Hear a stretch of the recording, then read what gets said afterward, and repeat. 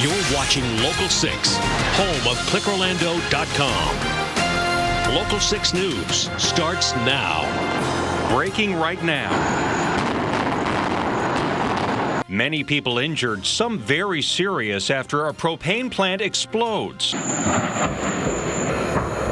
Ooh, did you see that? Sending flames hundreds of feet into the night sky. These little propane tanks, they are just shooting off like missiles right now. This is just going out of control. There goes another one right there. Blast so powerful. Literally, the shock wave and the heat threw me back like 3 feet. They were felt miles away. Here, all the way from Eustis. Now efforts are underway to find the cause. What sparked this massive explosion? It's definitely a dangerous situation. That explosion forced the evacuation of nearby neighborhoods, but within the last few hours, families were actually allowed back into their homes. Good morning to you. It is now straight up 6 o'clock. I'm Eric Sandoval in for Matt Austin. And I'm Bridget Ellison. Thanks for joining us. Within the next few minutes, we expect to get our best look at all that damage as the sun rises here in the next 10 to 12 minutes. Here's some new video, though, just in from Sky 6, which has been over the scene all night, where investigators are still working on figuring out the cause here.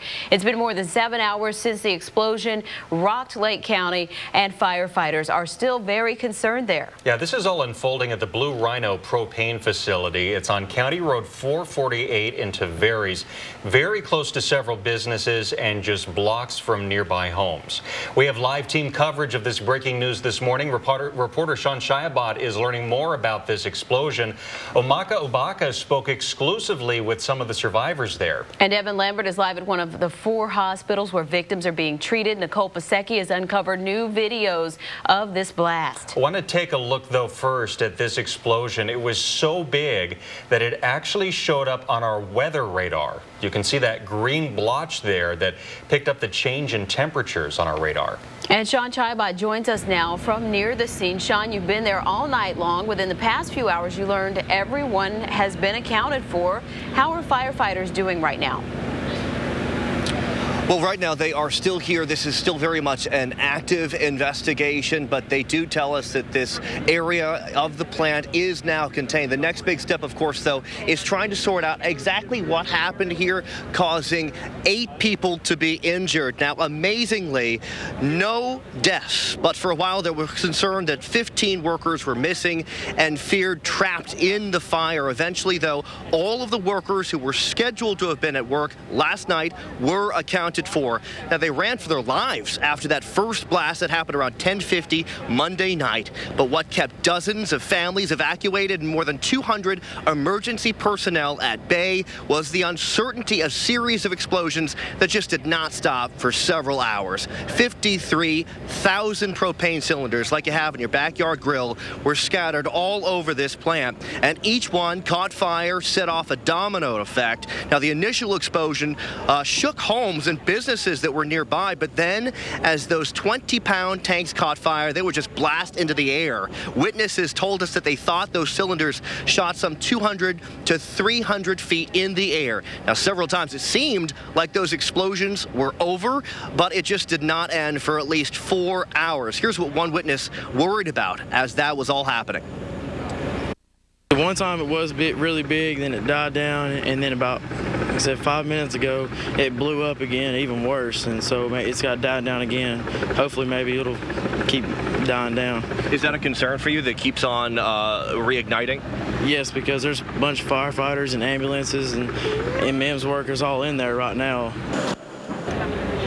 Now, thankfully, no firefighters or emergency workers were injured here.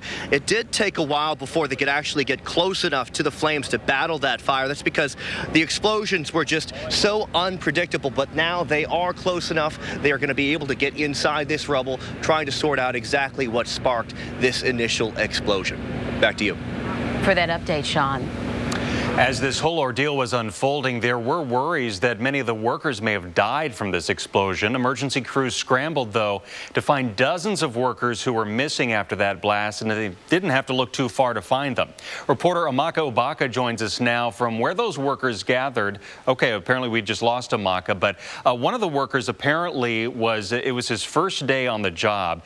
He got to work, and his name was Bobby Hudson Pillar, and it was his first day working at that plant. We spoke to him. He was standing right by a grassy area just 2 miles from that plant. And he told Amaka that he ran for his life as soon as he heard that blast. Now, we have some video. This is it. Local 6 was first at that gas station where workers and family members stood in the grass. They were waiting to hear more details about their co-workers that led up to the explosion. Let's hear from one of those workers now. I believe this is Bobby, who is working his first day on the job. I got up and I just blurred vision. I couldn't see nothing, couldn't hear nothing, and finally I could just, it was so bright from the explosions that we all just ran. I was running through the field over there and you could just feel it coming from your back, the heat and the wave hitting you every time something blew. Really gives some good insight as to what happened in the moments after this explosion. This is video we just got from an eyewitness who heard and saw the explosion in a nearby neighborhood. You can see the plume of smoke even in the distance there. People from as far away as Eustis and all the surrounding areas there actually saw that fireball and the smoke. We're also learning more about this facility destroyed by those powerful flames. According to records, the Blue Rhino facility in Tavares was established in 1994. This refills and distributes 20-gallon tanks of propane. These are the tanks that we use for our outside grills. The facility cleans those tanks, it refinishes them, and then refills them to be sent out to retail stores. Now, get this, we're told 53,000 20-gallon tanks were on those grounds on Monday, right before this fire broke out. Quite a scene out there, Bridget. Right, Eric. And the time now is 6:06. We're also learning that when rescuers got the call, they were preparing for the worst. Take a look at some video Sky 6 shot overnight. You can see all the ambulances lined up ready to help out. Fire trucks and emergency crews packed every bit of space they could to be on standby. Reporter Evan Lambert is live outside Orlando Regional Medical Center this morning, where some of the injured have been taken for treatment. And Evan, how serious are some of these injuries? Well, Bridget, 3 people are here at ORMC, and their injuries, their conditions are critical at this moment. I just got some new information from a spokeswoman here at ORMC. She's telling me that they do have a burn unit here, and obviously this is a level 1 trauma center, so that's why some of the most seriously injured did come here. We just watched an ambulance, actually now about 3 hours ago, come through these emergency doors here with the last of those patients. But I want to show you, give you an overview of some of the other people that were injured. You heard my colleague Sean Chayabat say about 8 people were injured. We have been able to track down 6 at local hospitals. I mentioned 3 are here at ORMC, 3 men in critical condition being treated for burn injuries at this point. And then also there is 1 person at Shands Hospital in critical condition. That's in Gainesville. And 1 person was also treated and released from Florida Hospital Waterman. That's right near the scene of this explosion. And then another person, a final person, is at Ocala Regional Medical Center. And that person, we understand from a spokeswoman, is in stable condition.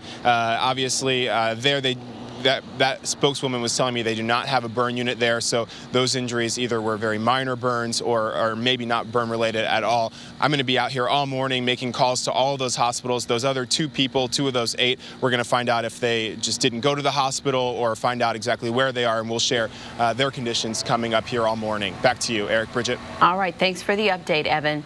And keep it here to Local 6-4, continuing coverage of this story. We expect to get some updates from emergency workers any moment.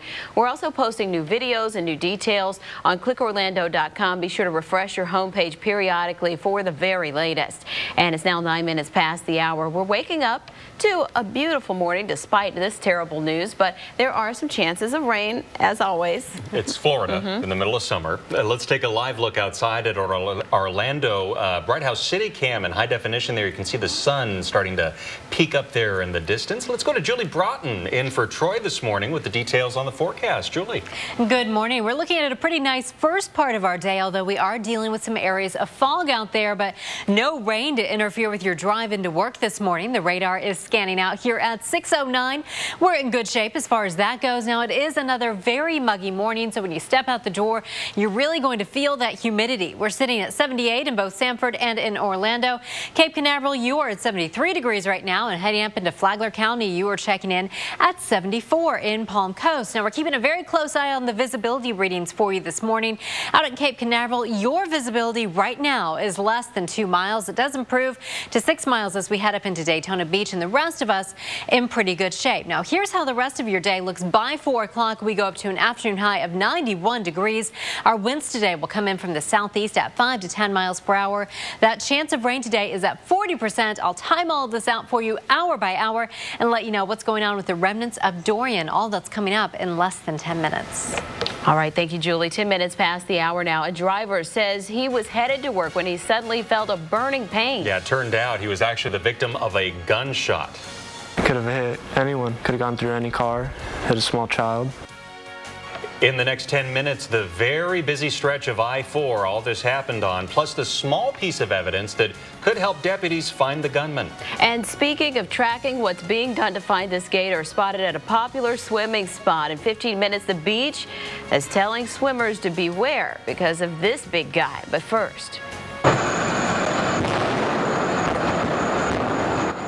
the story we've been talking about all morning, chaos caught on camera. Next, how families reacted when they saw that huge explosion at a Lake County propane facility.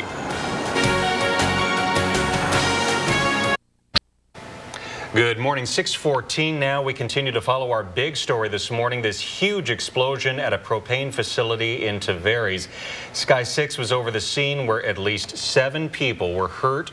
In moments, we expect to get our best look at the scene when of course, the sun rises. That's right, and reporter Nicole Pasecki's live in the newsroom. She's been poring over a lot of videos this morning, a lot of home videos, Nicole, and many of these, the families were just really scared. Yeah, absolutely, Bridget. You can imagine how terrifying this would be to see some of these powerful images in person, especially when initially no one knew exactly what was happening here. These explosions, they were continuous, and many wondered if they would ever stop.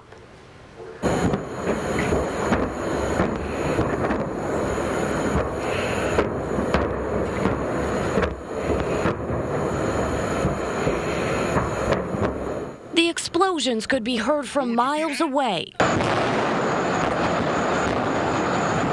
YouTube videos have been posted throughout the night showing the force of the blast and just how intense those flames were. Some people sounded frightened by what was happening. Jesus.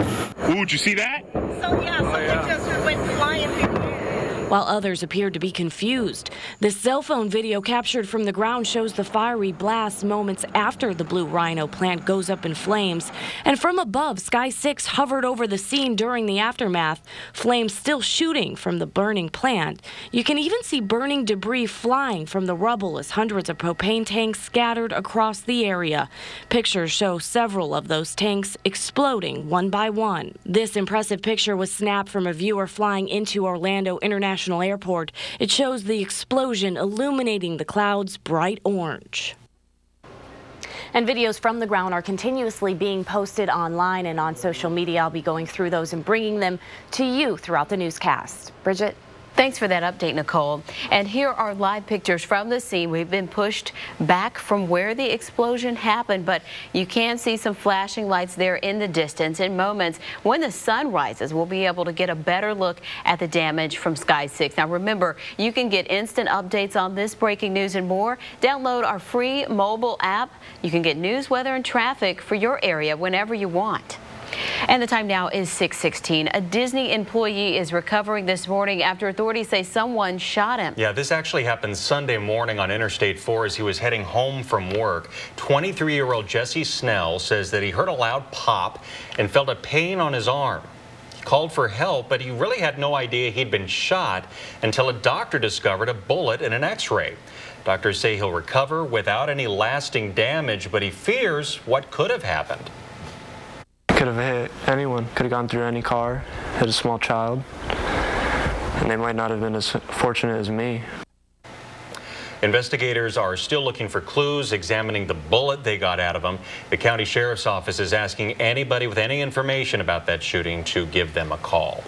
Caution tape is up this morning, blocking people from getting to a lakeside beach in Seminole County. The reason, a giant gator lurking in the water that people living nearby fear could attack them. This is a massive gator here. We're hearing about 12 feet. Fish and wildlife workers are working to find it right now. It's in Lake Brantley, surrounded surrounded by homes in that area, and this sighting has caused Sweetwater Oaks Beach to be shut down until it's located. Local 6 was there yesterday when the trappers showed up looking for the gator. Warning signs have been posted, and we checked. At least 3 traps have been set up along that beach. We're told the beach will remain closed until that gator's caught.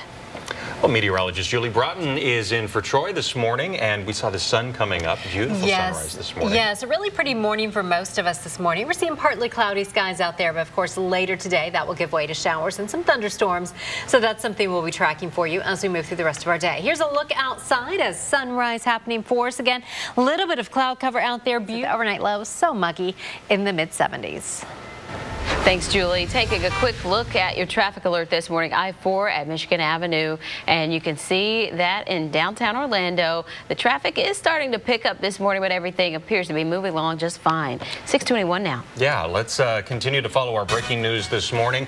An explosion leveling a propane facility, injuring at least 7 people. And here's some more video in from overnight as flames caused explosion after explosion in Tavares. And now here's a live picture from the scene where in moments we'll be able to get a better look at the scene once the sun rises. That's coming up in the next few minutes. And in the next 20 minutes, the kind of trouble this plant has had in the past. But first, this is video that captures one bold and violent robbery next, where crooks used axes to get away with jewels from an Orlando shop.